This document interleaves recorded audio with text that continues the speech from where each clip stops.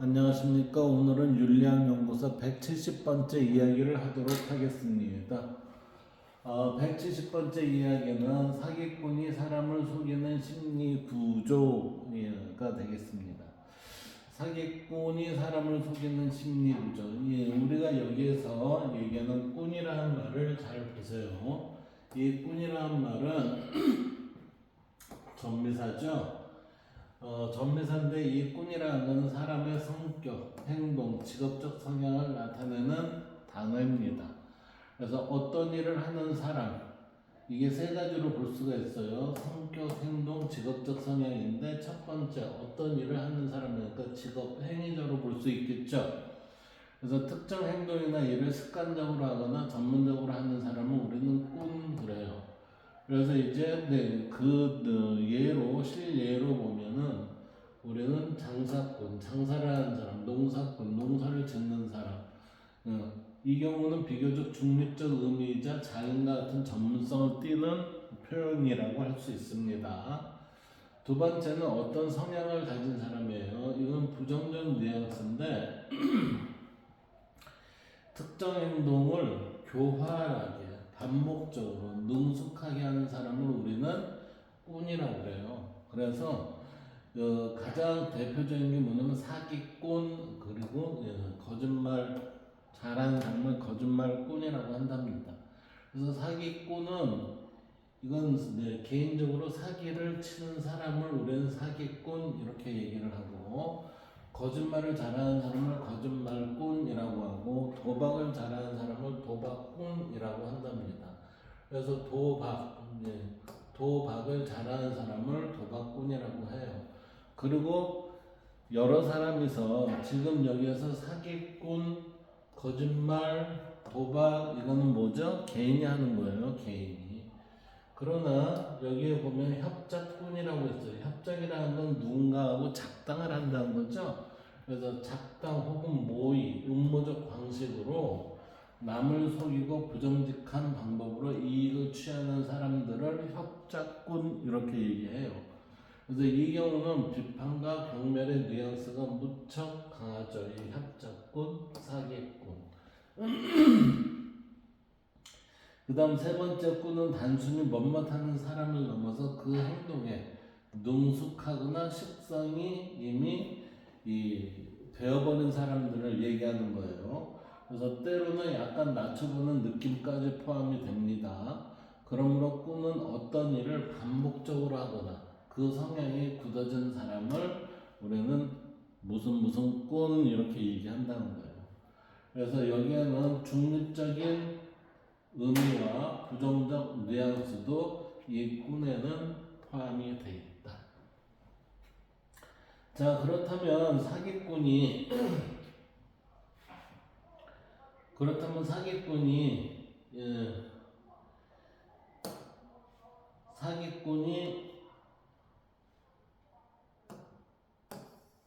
사기꾼이 사람을 속일 수 있는 이유가 무엇인지 한번 봅시다. 사기꾼이 사람을 속일 수 있는 이유는 이익에 집착을 하다 보면 그러겠죠.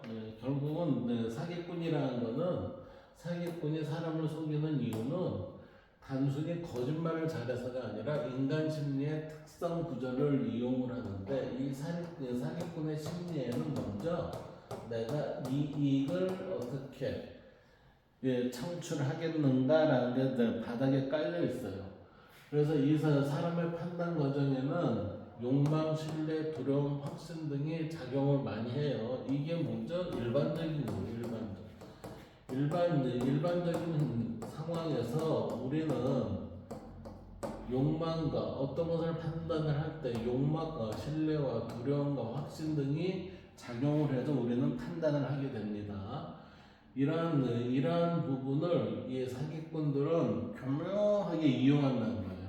그래서 사기꾼들은 사람들의 판단하는 이러한 욕망, 신뢰, 두려움, 확신이라는 것이 우리의 심리적 구조의 바닥에 있는 것들을 교묘하게 자극하여 상대가 스스로 속도록 만드는 게 누구예요? 이 사기꾼의 행위라는 거죠.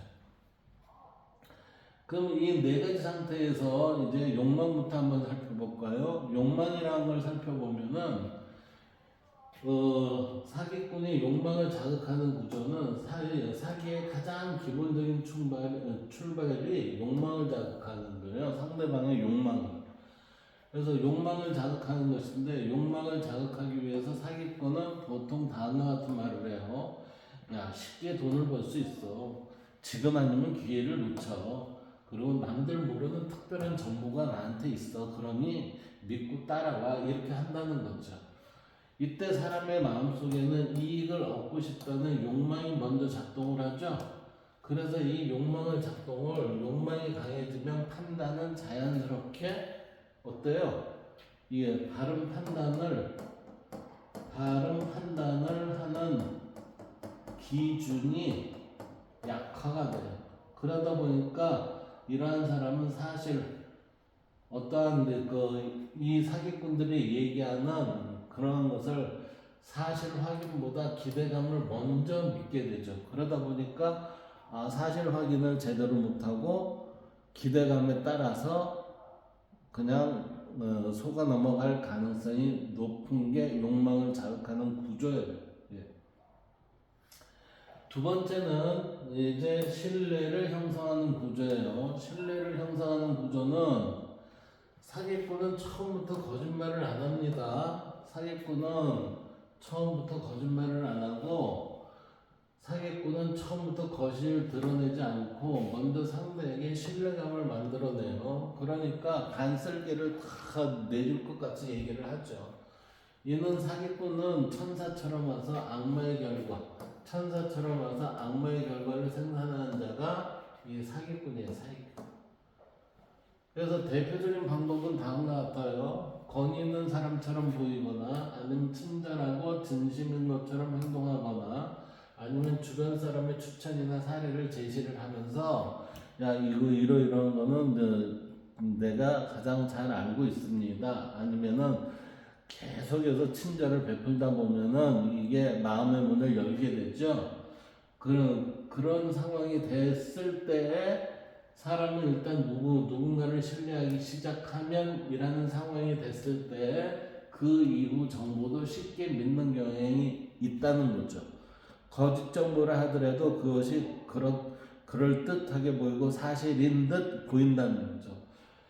이러한 것을 우리는 심리학에서는 신뢰 편향이라고 하는데 이러한 신뢰 편향을 통해서 사기를 치게 된다라고 하는 거예요.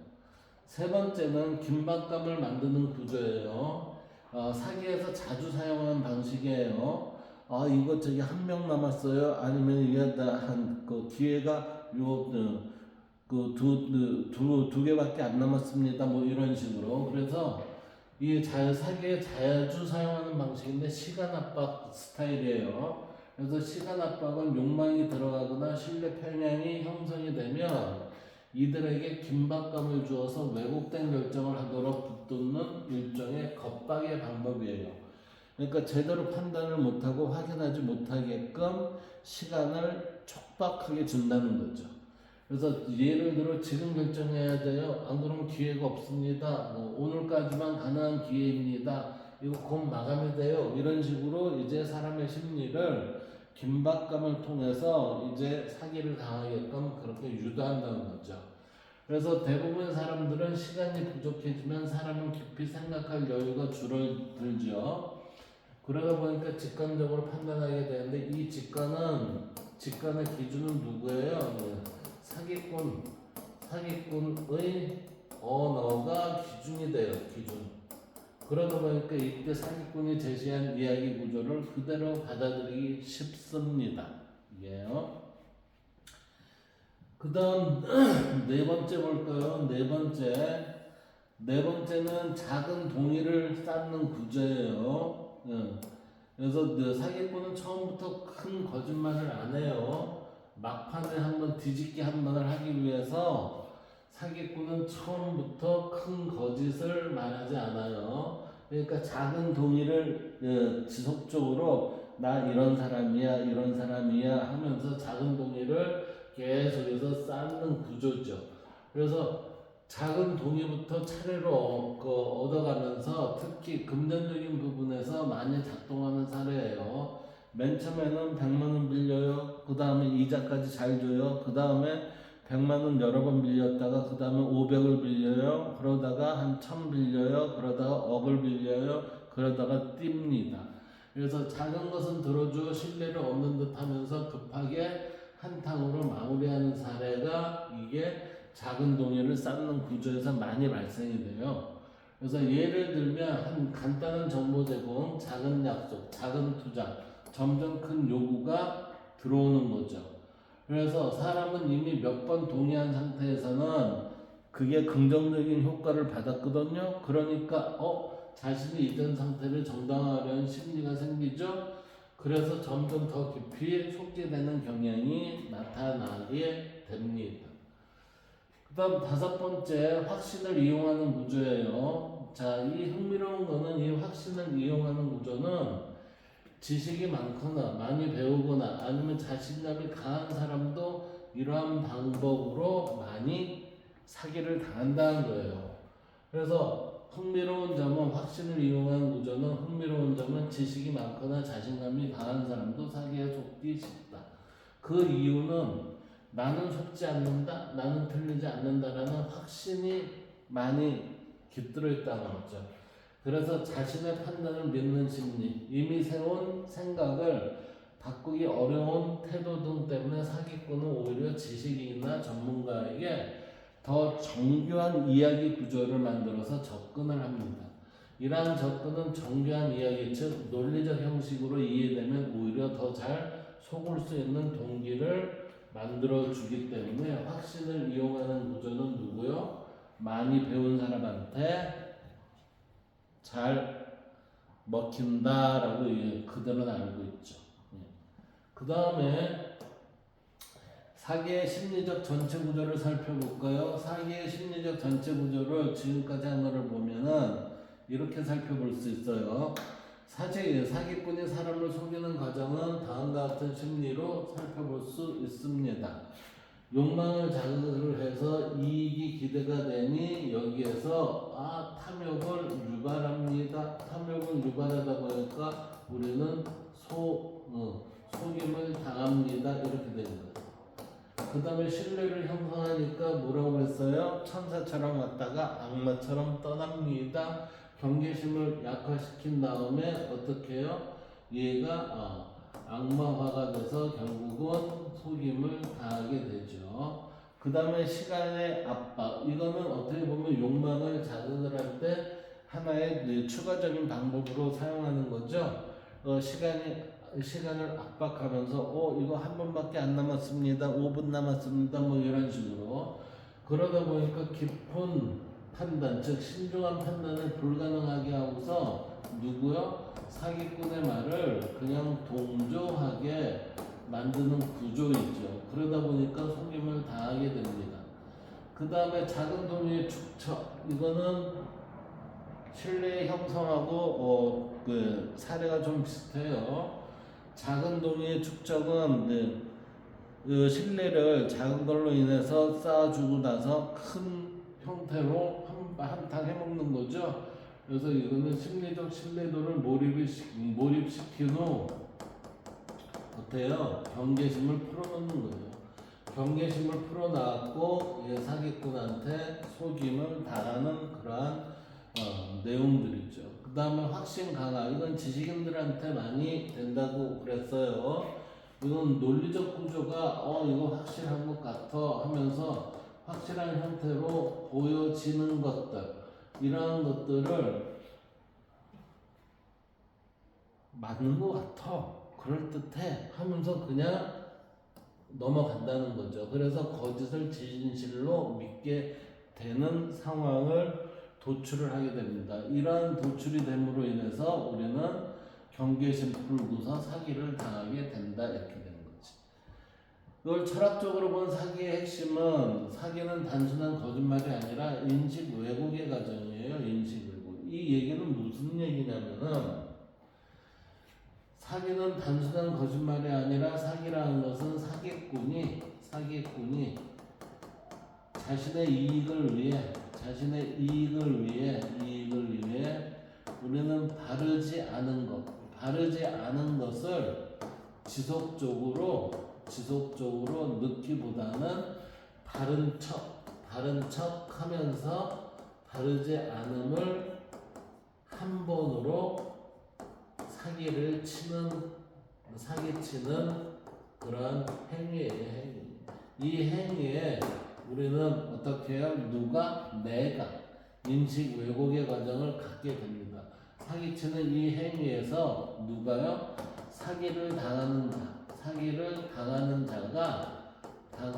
자가 인식이 왜곡이 되게 돼요. 인식이 왜곡이 됨에 따라 이거를 믿게 되는 거죠. 신뢰를 하는 거죠. 이 신뢰를 통해서 결국은 뭐가 이루어져요? 사기를 당하게 됩니다.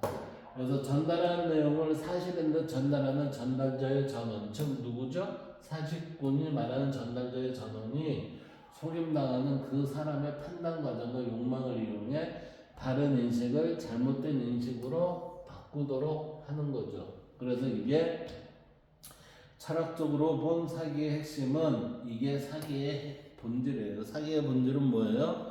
나의 사고가, 사기를 당하는 사람의 사고가 왜곡된 형태로 사기꾼이 유도를 해서 왜곡된 형태의 판단을 통해서 그 스스로가 행위를 하도록 유도하는 게 이게 사기의 본질입니다.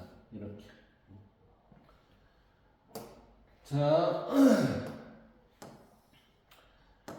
여기까지가 지금 우리 70번째 이야기가 될 것 같습니다. 여기가 70번째 이야기는 여기까지 하도록 하겠습니다.